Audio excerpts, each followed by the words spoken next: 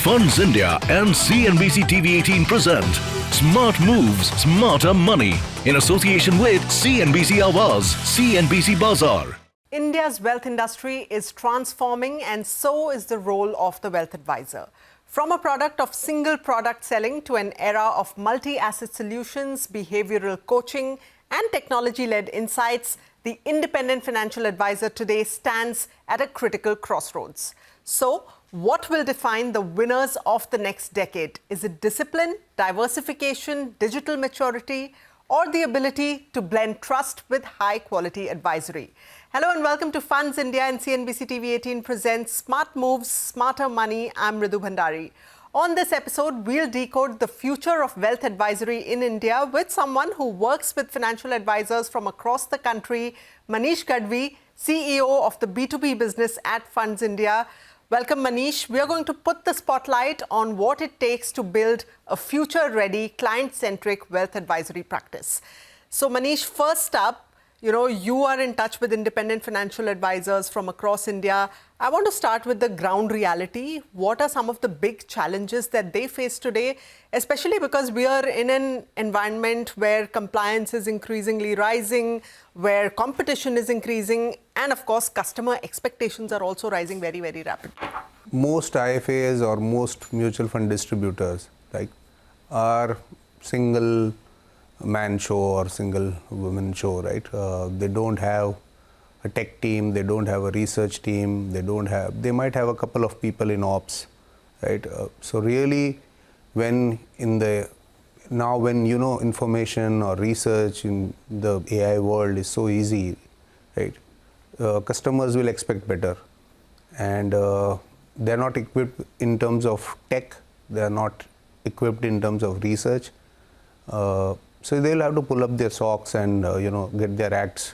So versus an institution which might, a wealth firm or a bank which might have all these capabilities, right?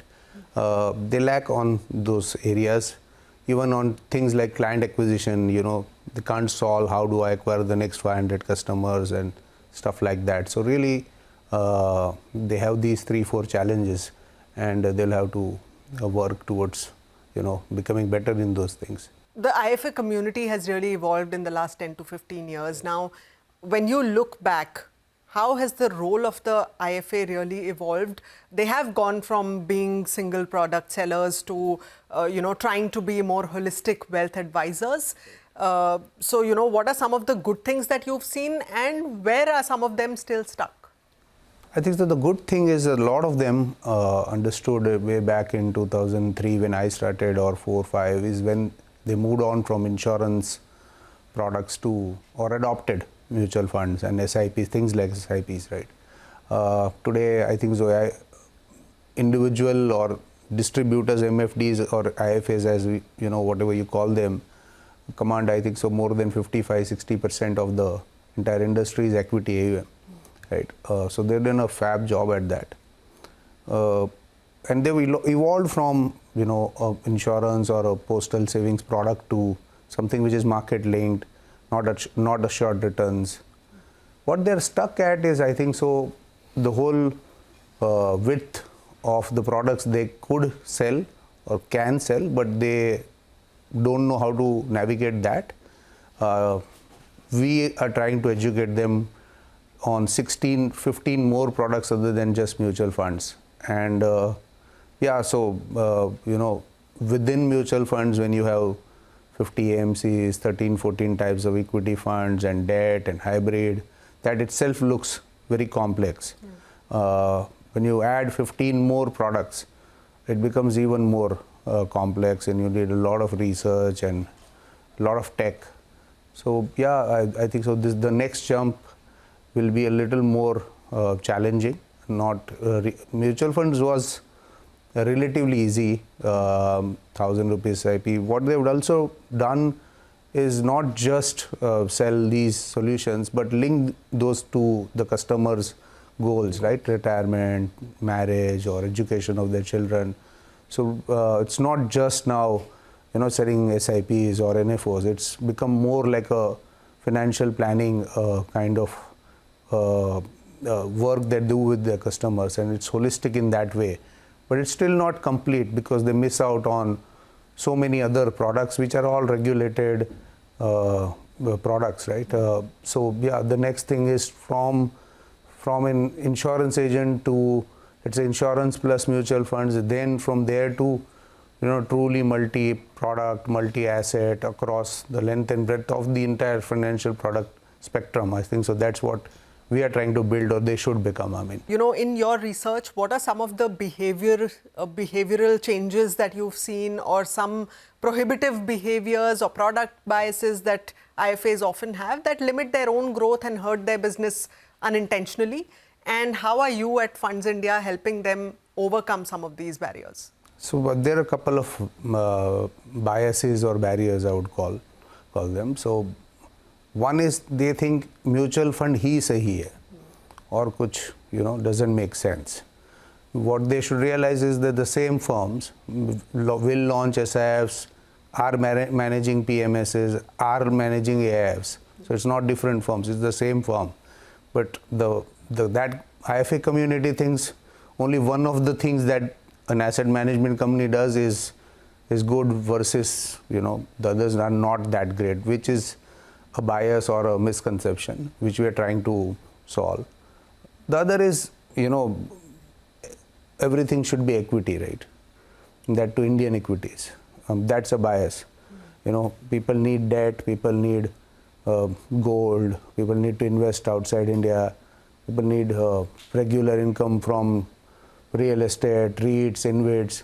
So, these are, this biasness towards only equities, only Indian equities, and not looking at anything else, right, other than equities, I don't think that is a good thing for an investor who's dealing with this distributor, right?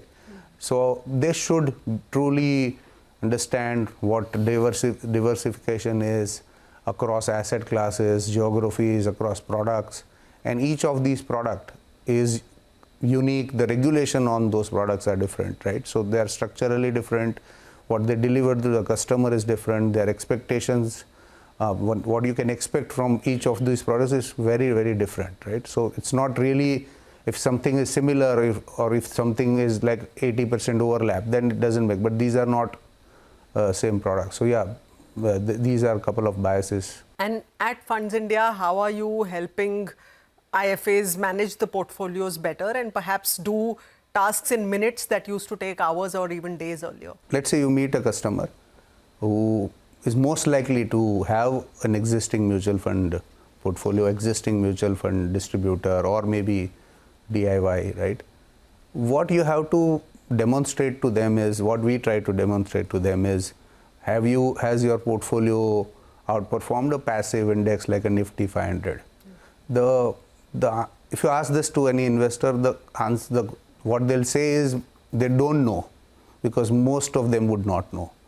So you're investing in SIPs and you're invested in 10, 15 funds, but have you done better than a passive 500, Nifty 500, broader index like that, right? Most of them would know. So what we try to do is we have a report where this report gets made in 2 minutes. Like, it will analyze your entire historical transactions, which could run in hundreds or thousands, in 2 minutes. It will tell you whether you outperformed or not. And that's important, because when you invest in active funds, you're expecting outperformance. And sometimes it's an eye-opening report for a lot of people. So then you have to say, how can you generate better alpha? How can you do better? And 2-3% extra will really change somebody's life. Like, if you have 1 crore of rupees today, for the next 25 years, it will become probably 17 crores at 12%. You generate 16, it will become 41. Wow. So, if you really, for every 1%, if you really work hard, explain how that is important in long term to customers will listen. And this happens in a couple of minutes on our platform.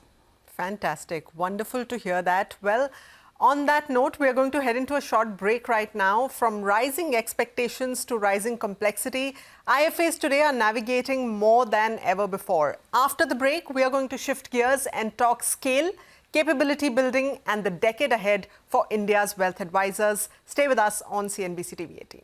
Funds India and CNBC TV18 present Smart Moves, Smarter Money in association with CNBC Awaaz, CNBC Bazaar. Funds India and CNBC TV18 present Smart Moves, Smarter Money in association with CNBC Awaaz, CNBC Bazaar. Welcome back. You are watching Funds India and CNBC TV18 presents Smart Moves, Smarter Money. Before the break, we unpacked the shift from distribution to true wealth advisory. Now let's focus on scale, capability and the future, and let's figure out what IFAs must do to stay relevant in the next decade. Now, Manish, there are many wealth advisory platforms out there today. What is Funds India's secret sauce? Why should IFAs choose you over the others? What's your distinctive USP that you're offering them? So we're not too old, we're not too young, and that's a good place to be.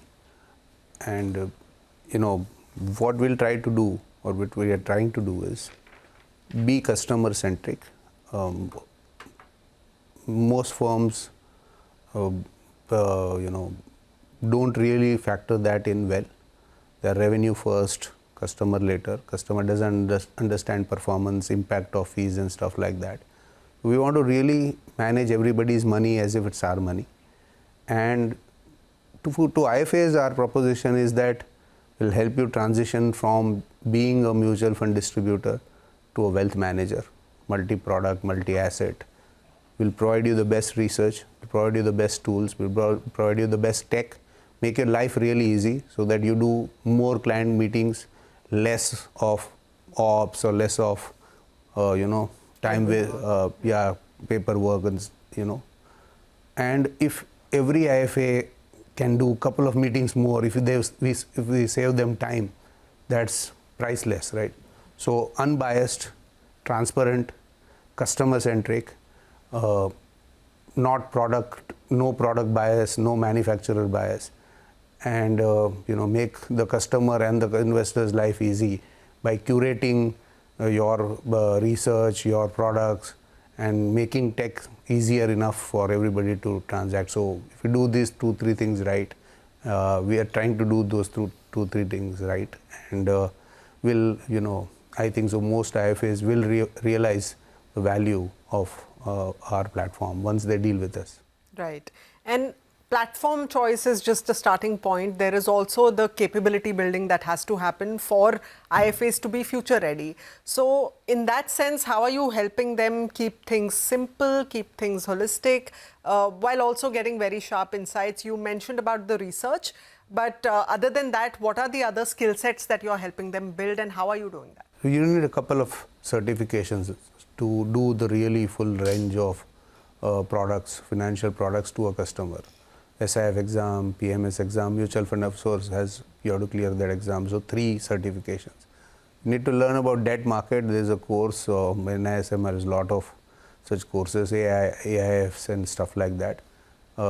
These 3 exams are mandatory, but we'll try to, there are 7-8 modules which we think everybody should go through. That is just the knowledge or the certification part. Then you need, let's say, if I ask you to create, if I ask somebody to create a portfolio for a 3 crore customer. So we need to have such curated portfolios across all types of customers, not just 3 crores, but 30 lakhs, 3 crores, 30 crores, young, old, regular income, no income, stuff like that. So we will curate, we will make that investment journey really super smooth. And even in stuff, let's say there are so many bonds, so many mutual funds, so many AIFs. So we'll curate that for the IFA, and then that their life becomes simpler in terms of what they should offer to the customer. So 16, but not just keeping those products on your shelf, right? Rather curated what I think I should keep on my shelf, right? That is important, and we do that. So 90% of elimination work we do at our end, right. And really give them a couple of choices on each of those categories. That's what we'll, so their life will become much simpler. And thinking through how each of these product is different and why it's more like a complementary product to what you let's say you own mutual funds. Why would a SIF be a complementary product, not a competing product? Why would a PMS be a complementary product, not a competing? Why would an AIF be? So you have to really explain that to the IFA and to the customer. And once you know how to do that well, I think so that's the best thing you can do for an investor. Yeah. Right. And let's also talk about the big mindset shift needed for the next decade. Now, the mindset that has got them till here is perhaps not the mindset that's going to get them through the next decade and keep them relevant. Yeah. So, give us a few tips of the mindset shift, the skill shift that an IFA needs to remain relevant for the next 10 to 15 years. And at Funds India, what are you doing to help them through this? So the first phase of wealth creation, right, is done almost, which is that most people used to invest in fixed deposits or postal schemes, stuff like that, right, which used to generate 7% odd returns. Now, thanks to mutual funds and most customers could be generating about 12% returns. So that 7 to 12 journey is at least done. For most people. For most people. But you can still do 12 to 16. Right? To give you an example, if you have 3 crore rupees today and you invest for the next 25 years, at 12% it will become 51 odd crores. At 16 it will become 122. So that's not really tough. To generate that 4% extra is not really tough. But what you need to know is how you'll get that 4 extra and have conviction on that. Right? So the mindsets or the skills needed for that is really this, what we've been talking about. How do you learn more products, get more certified on that? How do you stitch that together and create a really good portfolio, which will do 16 instead of 12? So we are in, that's what we're trying to do. Right. So let's wrap with something that every advisor can implement immediately after switching off this program. So if you had to give an IFA, let's say, a 3-step framework or a roadmap to cleaning up their existing portfolio, adopting tech, reaching the breadth of the products that are available, what would that roadmap look like? I mean, A is join us, right? B is, really, do a couple of portfolio reviews for a couple of your customers and see whether, they're beating benchmarks. Ask yourself whether that's a good thing, for the customer or not. And then, get certified, learn, take baby steps. Mutual funds happened the same way. Somebody did their first SIP in 2005. Today might be sitting on a 500 crore. So in all these products, what you need to do is one experience, one real life example, and really trust some of the institutions who are managing these products. They are credible institutions. There is a track record of all these products. There is not, and barring SIFs, I think so, PMS, AIFs, NCDs, there's a good amount of track record data. Trust that. Just because you are not familiar with something, that doesn't mean it's risky. So trust us, trust these institutions which manage the money, and really take that bold step of trying to generate 16 instead of 12. So join us, get these, we'll help them clear these exams, we'll help them take these baby steps, and then, Right. And one final question. India has the demographic dividend advantage. More than 65% of our country is currently under the age of 35 years. So that's a huge, huge young population that we're looking at when it comes to the investor base. Now, in this, given this demographic and given that we are in the digital era, should IFAs be rethinking their communication strategies, their digital engagement with this young consumer base? Any tips on how to do that? What has changed, which I feel has changed from my generation to now is, the aspirations were like I should have my own house or a car or I'll retire peacefully. Today, I think so the generation probably will have different aspirations. So you need to understand that, how that has changed. Because, most current young ones would have their father's or their parents' house. So they're not really worried about a couple of things which we were worried about. So really understand what their aspirations are and then help them plan that better. I think so, rather than using that, decades-old book which says that retirement, house, marriage. So understand that better and probably plan for that. Gen Z investors use so, financial independence and retire early. Correct. And maybe somebody is planning to, start his own venture and, travel the world very early, not ever get married. And, that's how it has changed from my generation to now. And I think so you understand that.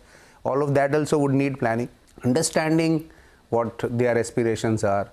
And then, using your skills to help them achieve whatever those aspirations are. I think so that's the only change which IFAs should do. Not keep repeating just the mundane stuff, but maybe understand that there is something else out there other than retirement and stuff like that. Yeah, just understand that well. Yeah. Thank you so much, Manish. Always a pleasure talking to you. Thanks for being on the show today. Thank you, brother. Well, the wealth advisory profession in India is entering its next big phase, one where trust matters more than ever, technology is non-negotiable, and disciplined, holistic investing becomes the true differentiator. For independent financial advisors, the opportunity is massive, but so is the responsibility. Thank you for joining us on Smart Moves, Smarter Money. News and updates continue on CNBC TV 18. Until next time, goodbye. Funds India and CNBC TV 18 present Smart Moves, Smarter Money in association with CNBC Awaaz, CNBC Bazaar.